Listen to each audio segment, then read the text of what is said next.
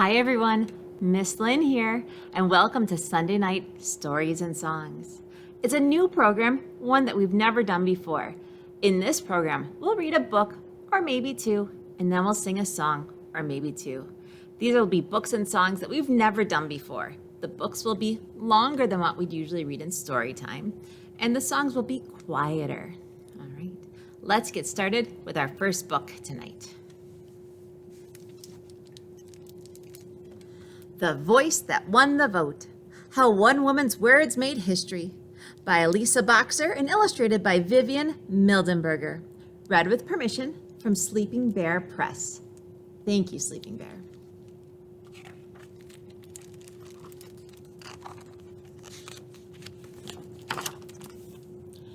A vote is a voice. This is what I believe in. This is what I stand for. This is what matters to me. This is who I am.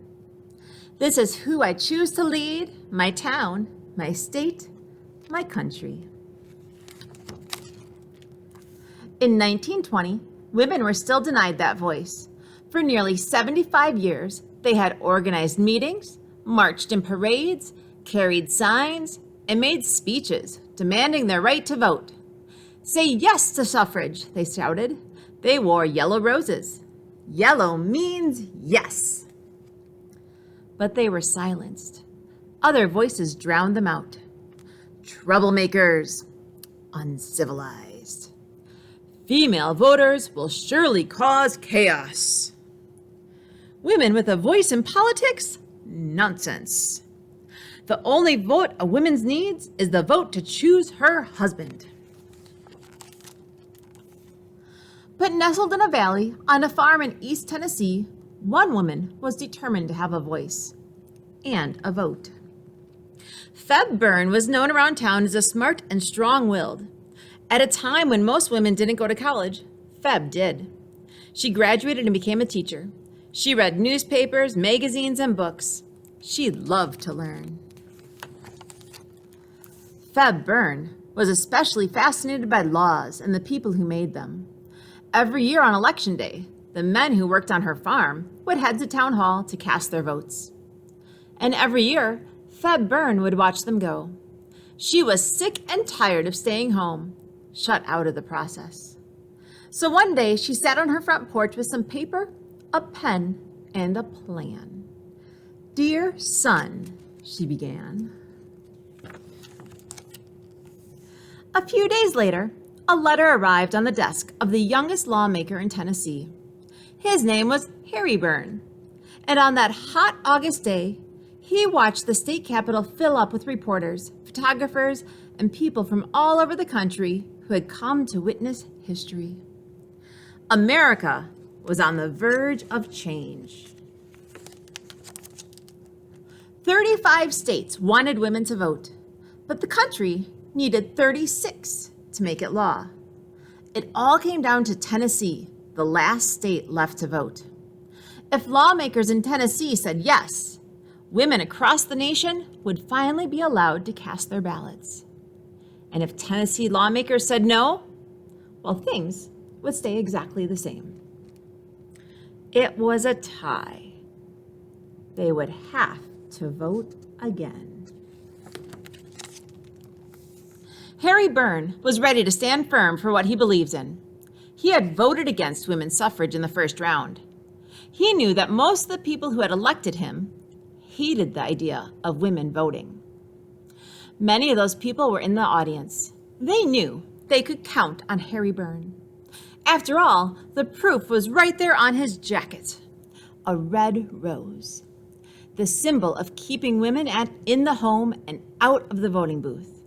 The state capitol was filled with more red roses than yellow that day, and everyone knew what that meant. Someone would break the tie with a no. It was time to vote again. Someone did indeed break the tie. Harry Byrne. "Yes," he said. "What?" The officials in charge asked the lawmaker to repeat himself. Obviously, he'd made a mistake. Clearly, he'd gotten confused. But there was no mistake. He was not confused. Harry Byrne wanted women to vote. No one could believe it. Many of the women who had organized meetings, marched in parades, carried signs, and made speeches were in the audience wearing their yellow roses. They gasped and cried and hugged each other. But why did Harry Byrne change his vote? I know that a mother's advice is always safest for a boy to follow, he explained. And then from his jacket pocket, behind that red rose, Harry Byrne pulled out a note from his mother. The one Feb Byrne had written on her front porch. The people who had elected Harry Byrne were shocked and furious. A grown man listening to his mother? We'll show him, they thought. We will not vote for Harry Byrne in the next election. Byrne ruined in politics, declared the headlines. Harry Byrne understood. He knew that by giving women the right to vote, he was giving up his seat in the Tennessee House of Representatives. The people in his district just weren't ready for a leader who wanted women to vote. He told newspaper reporters, "I am happy simply because I followed my conscience. It kept telling me women are people. And voting, he knew, should be the right of all people." He thought again of his mother. "So I made the choice," he said, explaining that standing up for what he believed in was more important than winning the next election. It took courage, and courage has a way of making things right. Election day came. When the campaigns were over and the votes were counted, the new state representative was announced. Harry Byrne. He kept his seat in the Tennessee legislature, kept standing up for equal rights. And no one was prouder than the woman who, without speaking a word, gave all women a voice. And there she is, Feb Byrne. And the really cool thing with this book is there's a whole bunch of back matter on these pages, giving you lots of history about Feb Byrne and Harry Byrne. And it tells you where you can go on Sleeping Bear Press's website to see photos of Feb Byrne's actual letter, which is really cool. So if you go to sleepingbearpress.com, you can see Feb Byrne's actual letter, which is really cool. Thank you for joining me for The Voice That Won the Vote, How One Woman's Words Made History by Elisa Boxer and illustrated by Vivian Mildenberger. Now let's read Stop That Yawn, written by Karen Levis and illustrated by Lewin Pham, read with permission from Simon & Schuster. Thank you, Simon & Schuster.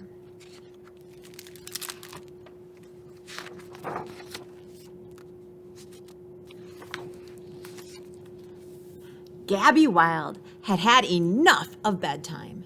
Yawn, curl, snuggle, snore. What a bore! She begged Granny to take her away from Sleepytown. "I'm tired of all these Z's. Let's go away. Let's go somewhere awake. Please, Granny, please." So they packed their toothbrushes, but no pajamas. And instead of tucking in, they jetted out. Leaving their pillows and slippers behind, they practiced keeping their eyes wide open until they reached a place where beds are for bouncing, hushes are shushed, and it's never too late for ice cream. When the sun went down, Gabby Wild was up, up, up. "Tonight we're going to party all night. We won't sing lullabies, we'll hullabaloo. We won't count sheep, we'll rock around the clock. We won't say goodnight, we'll say, 'What's up?' Right, Granny?" Right! But the stars were blinking, the moon looked cozy and quiet and peaceful. So cozy, so quiet, so peaceful. Granny's mouth opened wide. It grew wide, wide, wider. "Granny, no! We practiced!" Grit your teeth, seal your lips, whatever you do, don't yawn. It was too late. The yawn was on the loose. We did not come here for boring snoring. Tweeting her whistle, swishing her clickety-clack hair, Gabby Wild dashed through the streets, high-fiving leaves and rat-a-tat-tatting sticks on the bricks of the building. Quick, grit your teeth, seal your lips. We have to stop that yawn.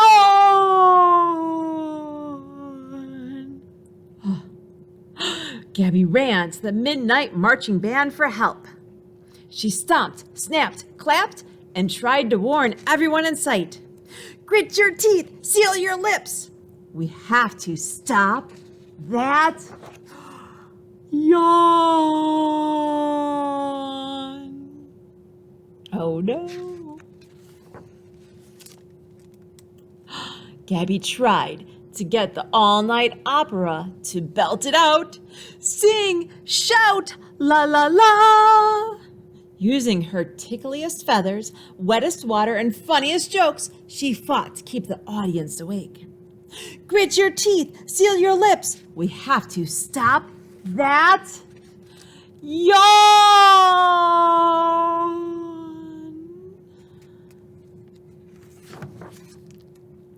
Gabby worked hard to stop downtown from settling down and to keep uptown up.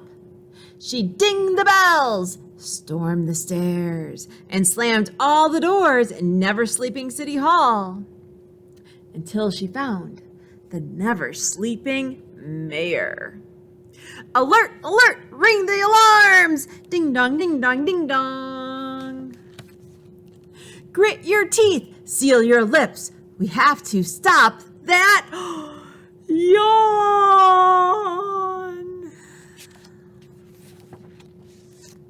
With the brightest spotlight she could find, Gabby searched for someone, anyone, to stay up with.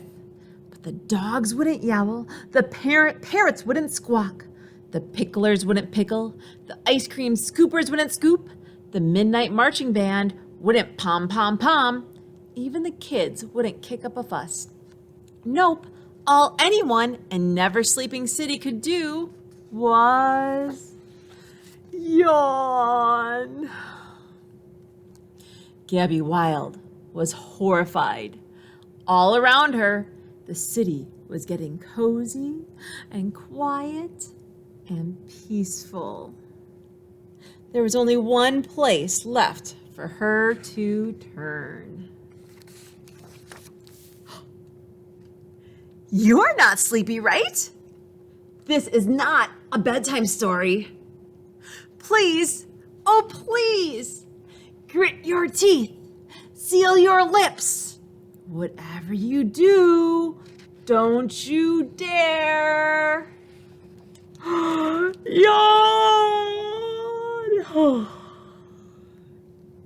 Oh no, you too? You all look cozy and quiet and peaceful. So cozy, so quiet, so peaceful. I've got to grit my teeth. I've got to seal my lips. It's up to me to stop that yawn.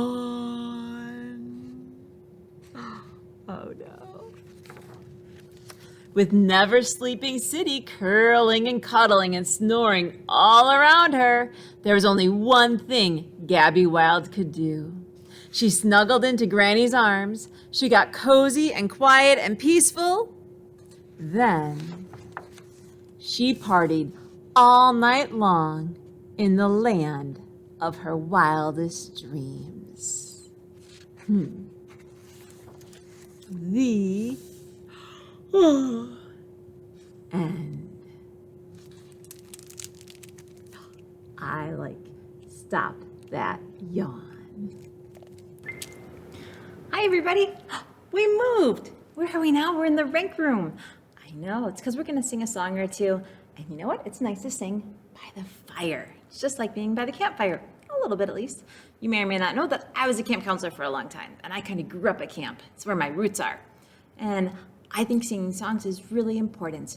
And you know, not as many people are going to camp these days, so not as many people are learning songs.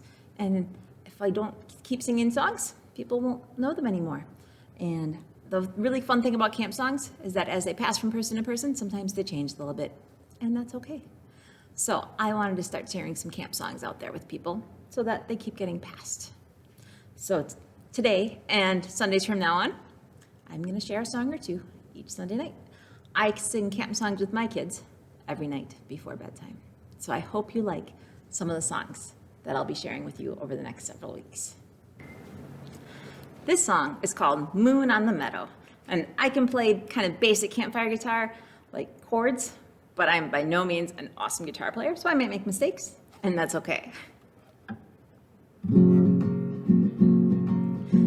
on the meadow, bugs in our ears, smoke in our eyes, wet wood and tears. Out on the meadow, water somewhere, we were the only ones there. Wild horse and slushy, dry lakes, the peaks, finding the love that everyone seeks. Hiking to rainbows, sunsets and stars, just finding out who we are.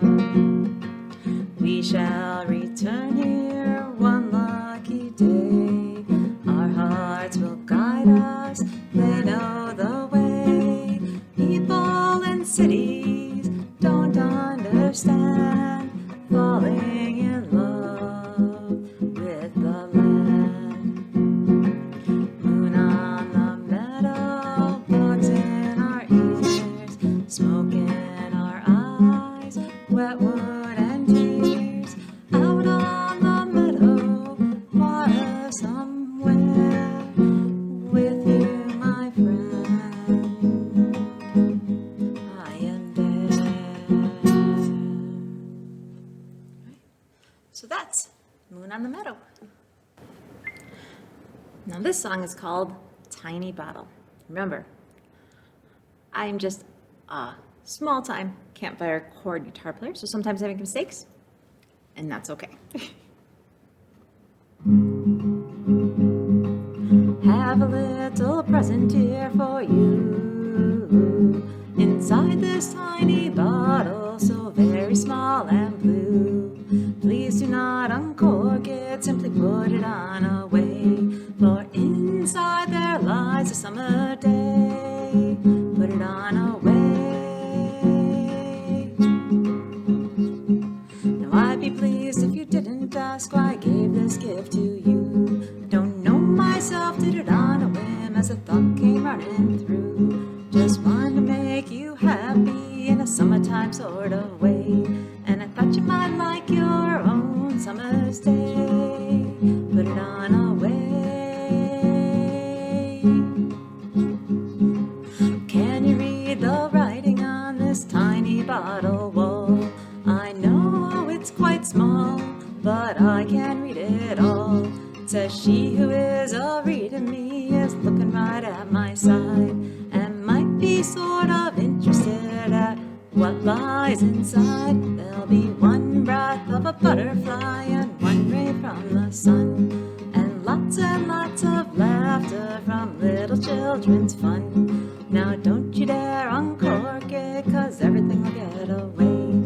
But I thought you might like your own summer's day. Put it on away.